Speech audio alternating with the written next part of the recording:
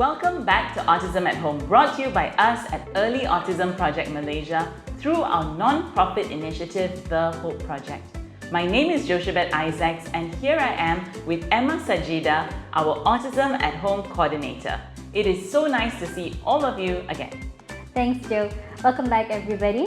Welcome again to our series on social skills. In the first lesson, there was a general introduction to the program, as well as some important tips and reminders when teaching them, before moving on to reciprocal actions in lesson 2.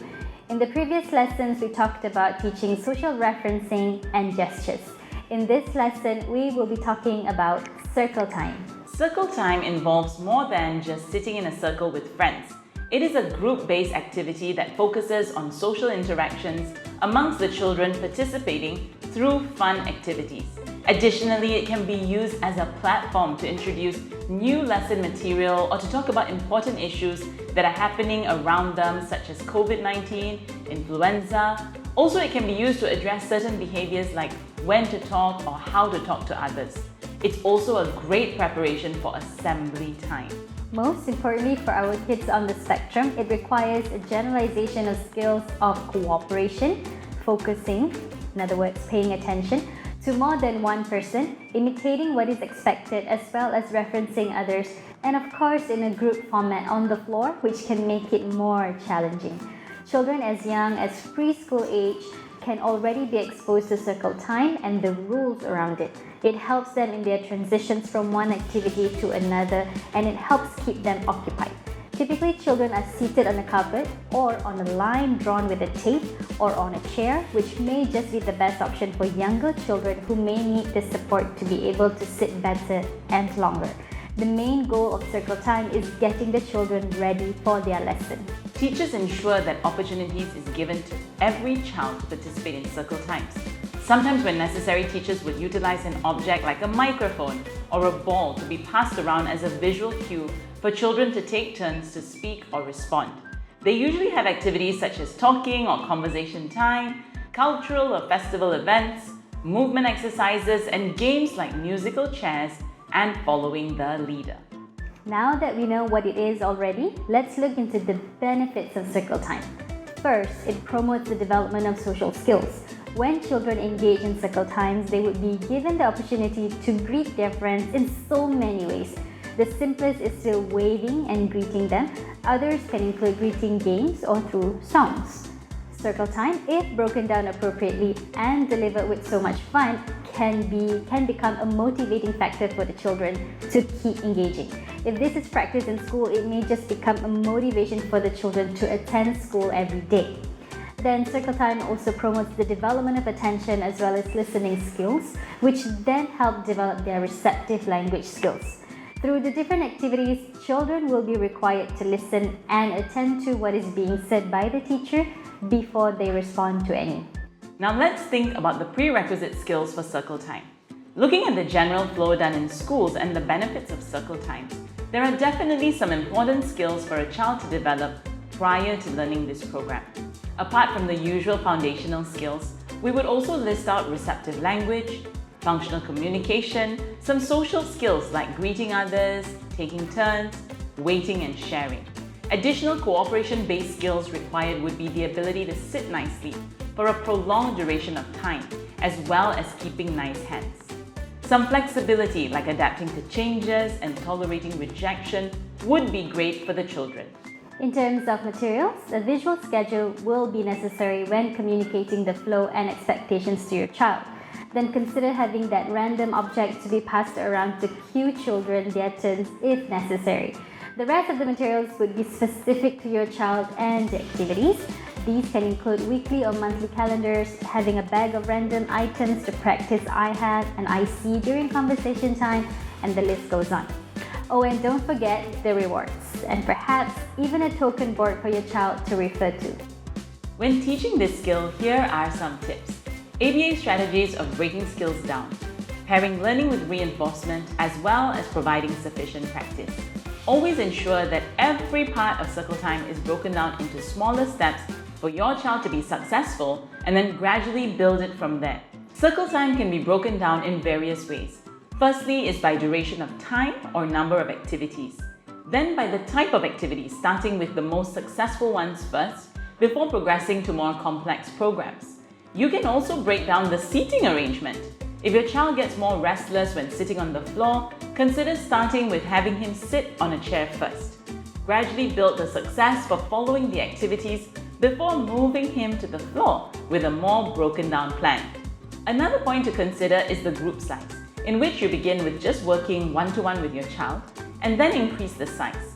You may also consider breaking down the distance between the teacher or the adult and your child.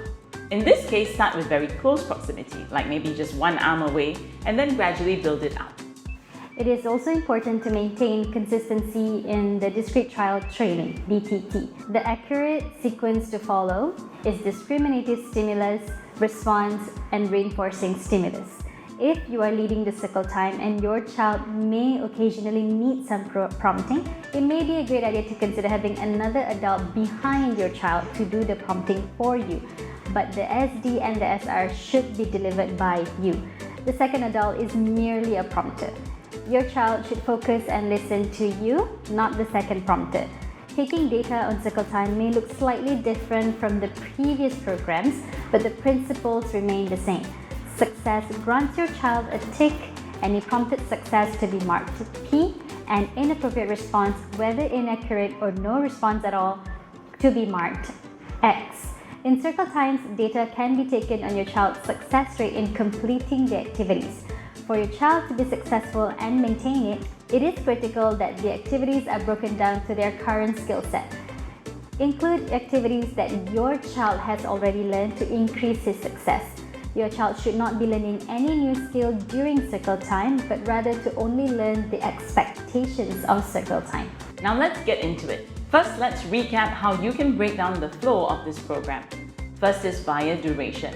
Typically, this is done with the use of a timer.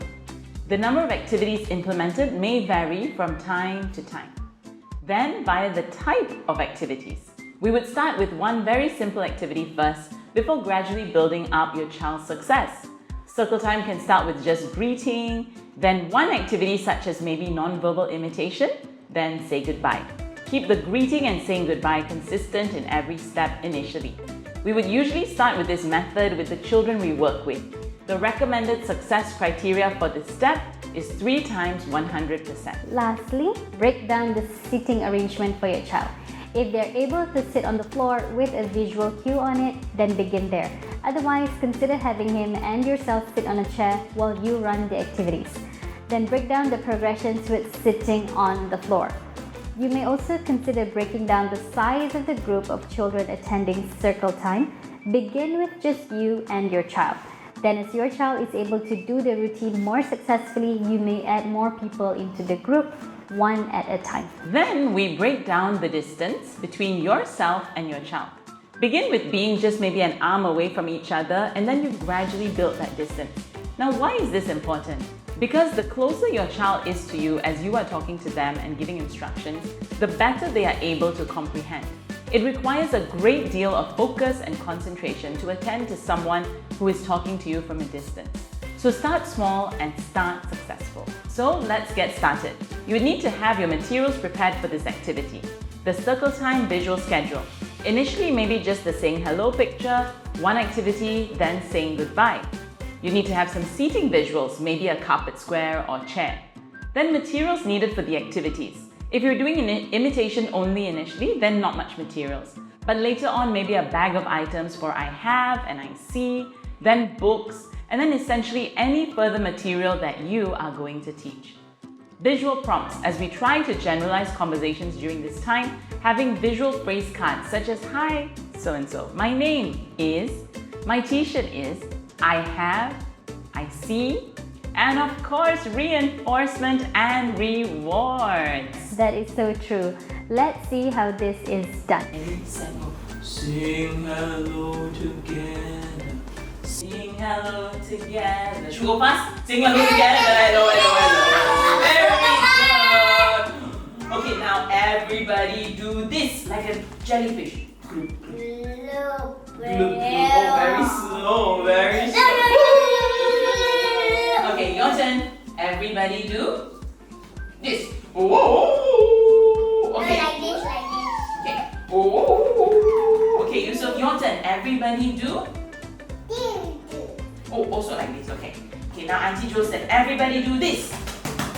Then as it gets a bit more complex, you can start to add in another simple activity like reading a book. Now we're going to do story time again, and I have a huge book. It's big. Hey, where did Teacher Jo go? Hello? Hello! Yusuf, where did Teacher Jo go?